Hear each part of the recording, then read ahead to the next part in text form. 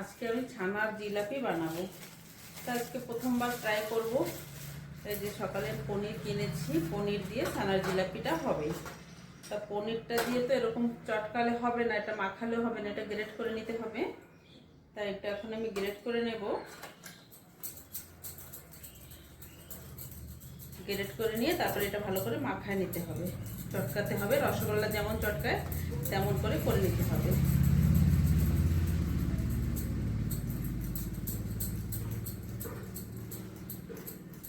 দেখি প্রথমবার বানিয়ে দেখি কেমন কি হয়। কিছু তো একটা হবে, মিষ্টি হলেই হলো।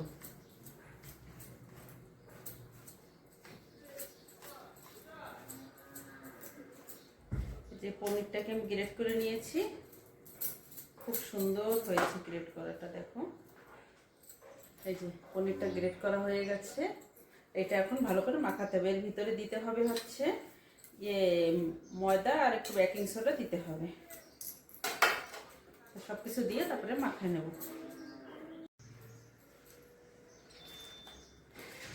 এই যে এখানে 1 চামচ ময়দা মিশাবো, 1 চামচের একটু বেশি মিশাবো। 1.5 চামচের মতন ময়দা মিশালাম।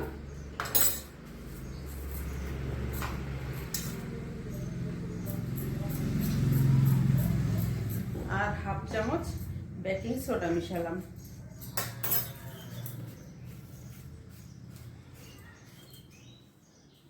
এখন এটা সুন্দর করে মাখায় নিতে হবে।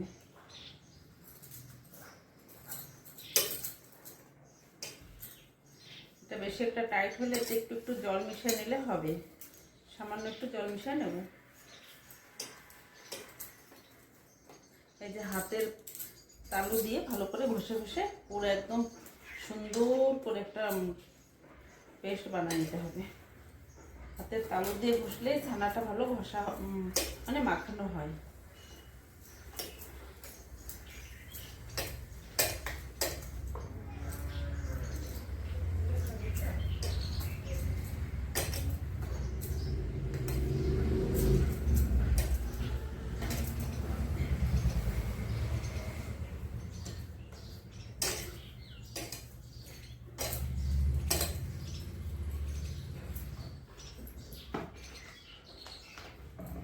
একটু টাইট আছে তো একটু জল মিশিয়ে নেব। 2 চামচের মতন জল দিয়ে নিলাম। আবার একটু টাইট যদি হয়ে যায় আর একটু জল মিশিয়ে নিতে হবে।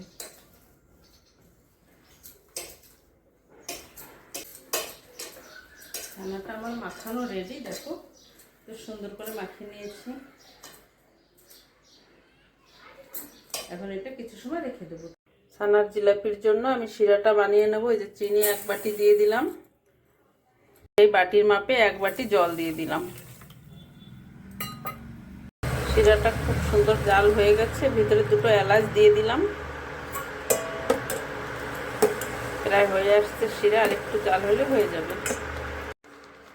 এই যে এরকম একটা জরি কাগজ নিয়েছি, এর ভিতরে আমি যে ছানাটা মাখিয়ে রেখেছিলাম সেটা ভিতরে ভরে তারপরে বানাবো। এই যে দেখো আমি এর ভিতরে সে মাখিয়ে রেখেছিলাম ছানাটা আমি ভরে নিয়েছি। এখন আমি তেলের ভিতরে দেব। তেলটা তেমন বেশি গরম করি নেই, হালকা গরম করেছি।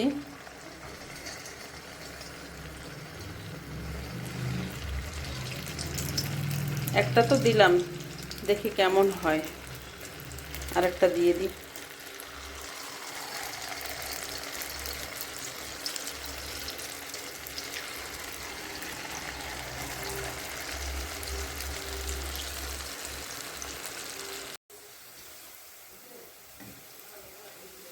একটা ভাজা হয়ে গেছে। দেখো এটা বেশি ভাজা যাবে না, বেশি ভাজা করলে টাইট হয়ে যাবে।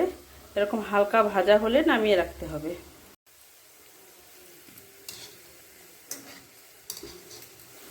অনেক ধীরে ধীরে নাড়াচাড়া দিয়ে হালকা হালকা ভাজা করতে হবে।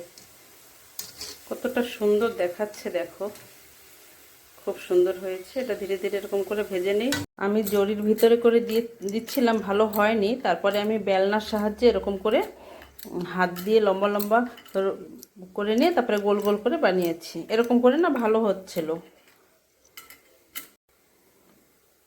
অনেক ধীরে ধীরে এরকম রোল করে নিয়েছি, নিয়ে তারপরে এরকম করে গোল করে দিয়েছি। জড়িতে দিলে এই মুখটা বন্ধ করা যাচ্ছিল না, যার জন্য খারাপ হয়ে যাচ্ছিল। তারপরে আমি এরকম করে করলাম, এখন জিনিসটা ভালো হচ্ছে। এই যে এইভাবে নিয়ে এই যে এরকম করে তেলের ভেতর ছেড়ে দিতে হবে। একটু মুখটা বন্ধ না করলে মুখটা ভেঙে যাবে তেলে দেওয়ার পরে। এরকম করে নিয়ে এই যে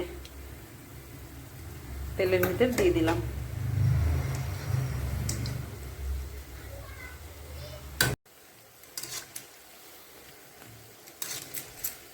দেখো ভাজাগুলো কেমন হয়েছে, একদম হালকা ভাজা করেছি।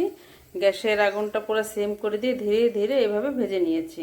আবার বাকি কয়েকটা আছে, এগুলো ধীরে ধীরে দিয়ে দেবো।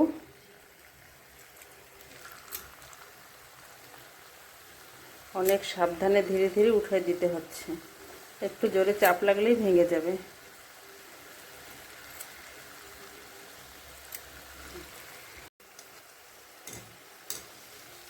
দেখো ধীরে ধীরে করে আমি সব ভেজে নিয়েছি। এই যা 4টে 5টা আছে, এই কয়টা ভাজলে আমার হয়ে যায়। অনেক সুন্দর হয়েছে, তোমরা এইভাবে বানাবে, ভালো লাগবে ছানার জিলাপি।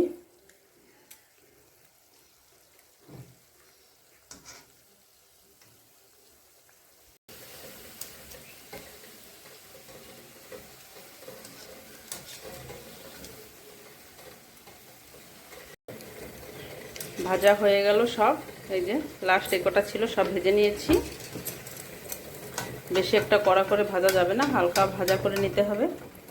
এই যে দেখো এক থালা ভেজে নিয়েছি। এখন এগুলো শিরার ভিতরে দিতে হবে। শিরাটাও রেডি হয়েছে। শিরাটা তেমন বেশি মোটা রাখবো না, পাতলায় থাকবে। একটু গরম গরম আছে শিরা, এর ভিতরে দিয়ে দেবো। একটু গরম থাকলে এর ভিতর রসটা ভালো ঢোকে। কত সুন্দর কালার আসছে না, খুব সুন্দর।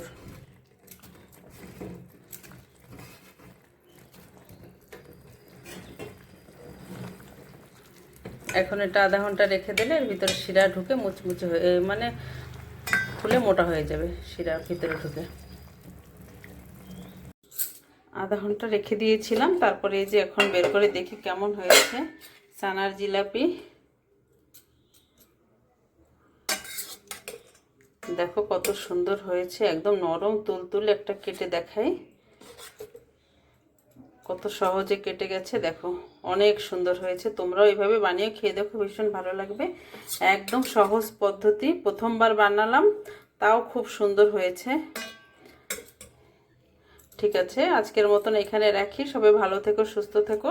আর আমার এই জিলাপি, ছানার জিলাপিটা ভালো লাগলে একটা লাইক করে দিও।